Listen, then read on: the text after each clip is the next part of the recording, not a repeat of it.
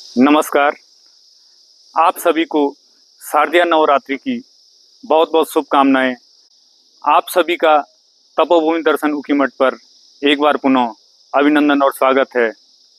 आपने गढ़ गौरव नरेंद्र सिंह नेगी जी द्वारा गाए गए इस गीत की कुछ पंक्तियां जरूर सुनी होंगी, जिसके बोल हैं वीरों बड़ों को देश, 52 गढ़ों को देश। और इसी गीत की कुछ पंक्तियां इस प्रकार हैं। कंडारियों को गढ़ कंडारा, नेगी लोहाब गढ़, संगेला गढ़ी का बिस्ट, असवालों को गढ़ असवाल।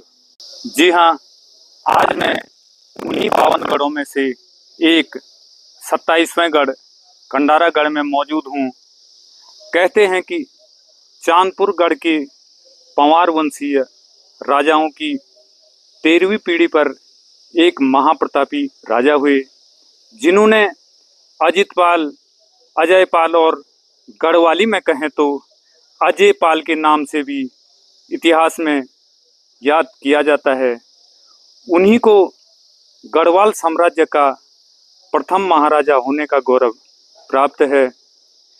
52 गढ़ों पर विजय प्राप्त करने की मुहिम में गढ़वाल प्रांत के अंतर्गत 2 राज्य क्रमशः कंडारागढ़ और उप्पूगढ़ ही ऐसे थे जो अजितपाल के महाराजा बनने के मार्ग में सबसे बड़े बाधक सिद्ध हो रहे थे। उप्पूगढ़ के कप्पू चौहान और कंडारागढ़ के गढ़पति नरवीर सिंह कंडारी को हराए बिना किसी भी स्थिति में महाराजा बनना संभव नहीं था। अतः चांदपुर के राजा अजितपाल ने पहले कंडारागढ़ को जीतकर ही समस्त गढ़वाल पर शासन करने का स्वप्न पूरा किया था और अंतिम समय में उप्पूगढ़ पर विजय प्राप्त करने के साथ ही अजितपाल का महाराजा गढ़वाल बनने का सपना पूरा हो सका। उसी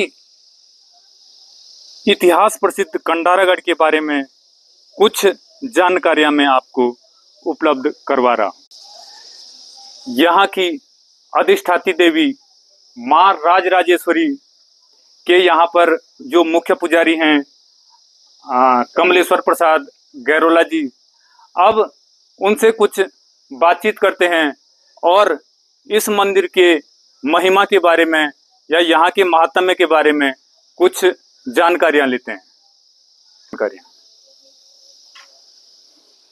जय मां राजराजेश्वरी।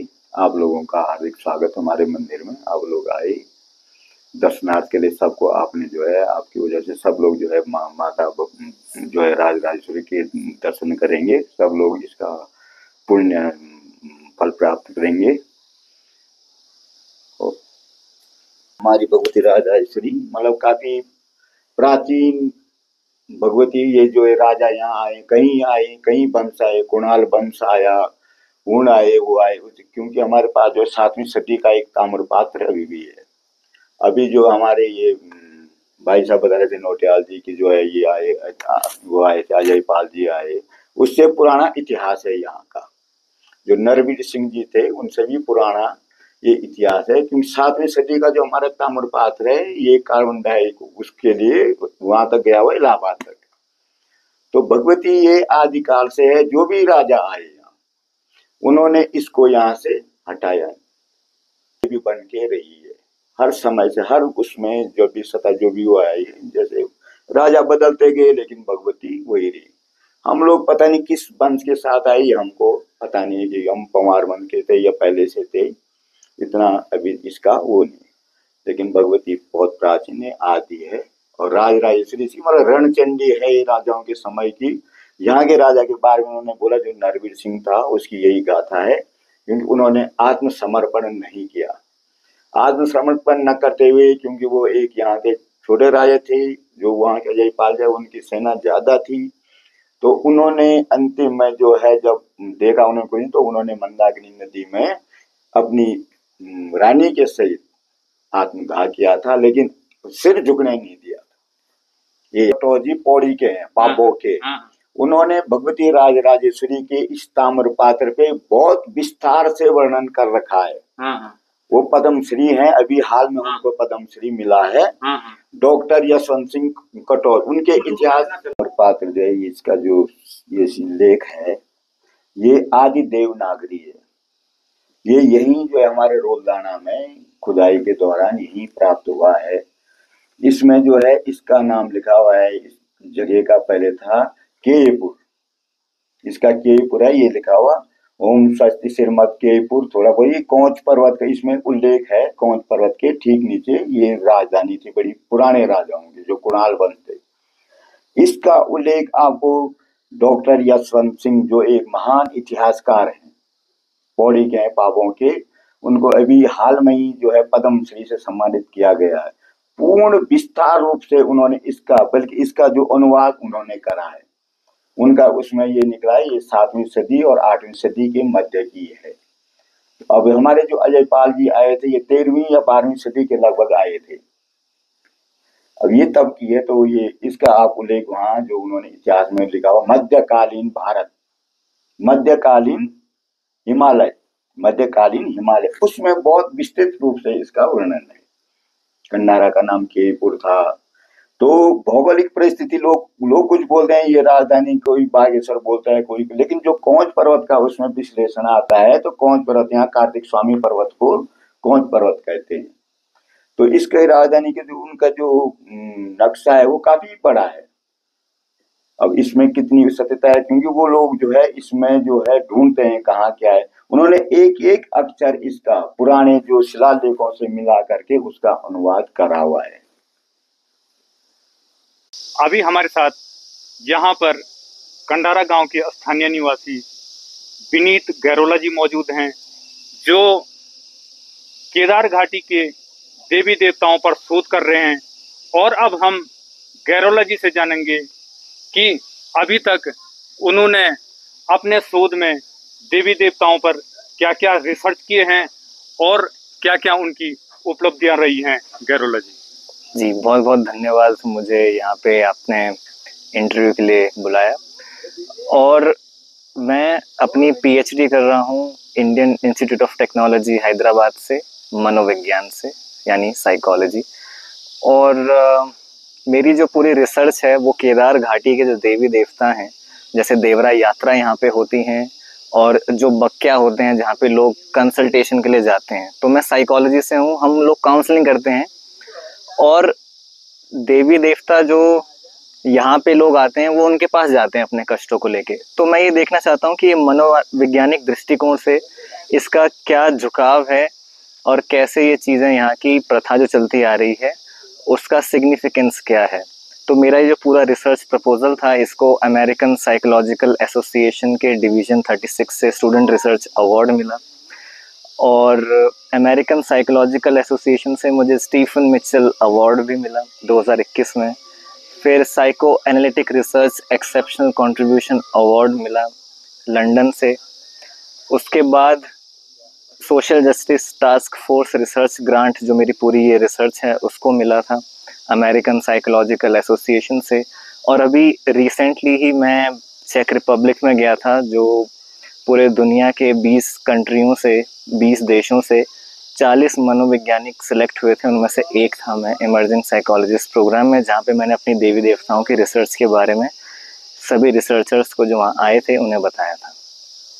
तो देवी देवताओं की जो देवरा यात्राएं होती हैं, जैसे चंडिका की थी मेहड़कांडे गांव की, ये सामने आपको धार गांव दिख रहा है, वहाँ की पद्मावती देवी हैं, और हमारे भटवाड़ी की कुंवारिका हैं।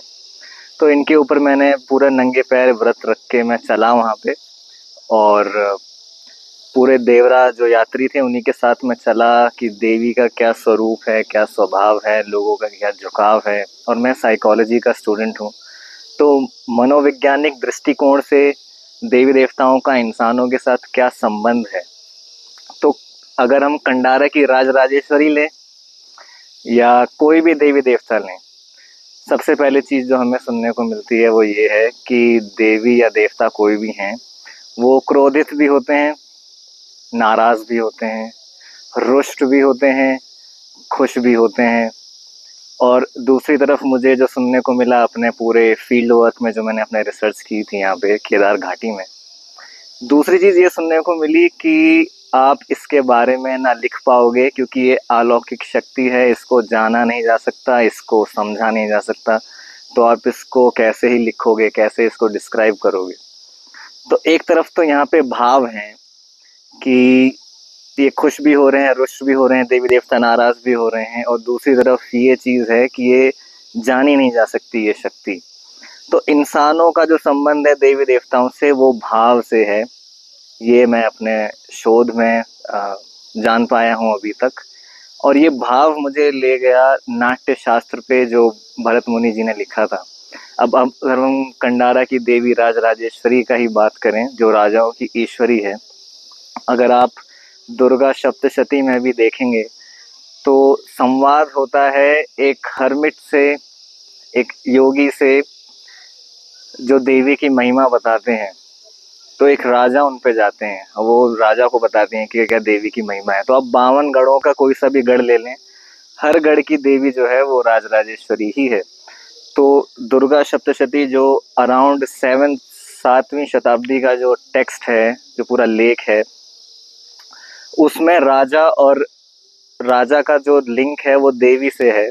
तो ऐसे ही 52 गढ़ यहाँ पे हैं, उन सभी राजाओं का जो संबंध था वो देवी से ही था। अगर आप सीधे छत्रपति शिवाजी महाराज जी पे भी जाएं, उनकी देवी थी वो भी भवानी थी, तो उनका संबंध भी देवी से था। इनफैक्ट जो उनकी देवी की तलवार थी उसका नाम भी भवानी था, तो उनकी तलवार पे भी, और उन पे खुद भवानी आती थी और वो बोलती थी अब मैं किसका वध करूंगी। तो यहाँ जो देवी हैं, इसको तो हम भी नहीं समझ सकते कि इन देवी की शक्ति क्या है, लेकिन जो भाव हैं वो ऐसे हैं कि वो कभी उग्र होती हैं, उग्र स्वरूप है। तो इन चीज़ों को जानना आप सबसे क्लोजली, सबसे नज़दीक आके ऐसे जान सकते हैं कि जो भाव आपके अंदर आते हैं उनसे आप इनका संबंध बना सकते हैं कि देवी देवता की जो शक्ति है वो आपको भावों से संवाद बैठता है कि ये एक अलौकिक शक्ति है, इसको जाना नहीं जा सकता। लेकिन देवी जब रुष्ट होती है, नाराज होती है, खुश भी होती है, वो वरदान भी देती है, तो इन सब का भावों से संबंध है। तो कंडारागढ़ भी 52 गढ़ों में से एक है, वो तो आपको पहले ही पता चल चुका होगा। तो यही था मेरा। बहुत बहुत धन्यवाद गैरोला जी, आपने हमारे दर्शकों और इस देवी के बारे में आपने जो भी जानकारियां थी वो उपलब्ध करवाई। आगे भी हम ऐसे ही मुद्दों पर आगे बातचीत करेंगे। तब तक के लिए धन्यवाद। जय मां राजराजेश्वरी। जय।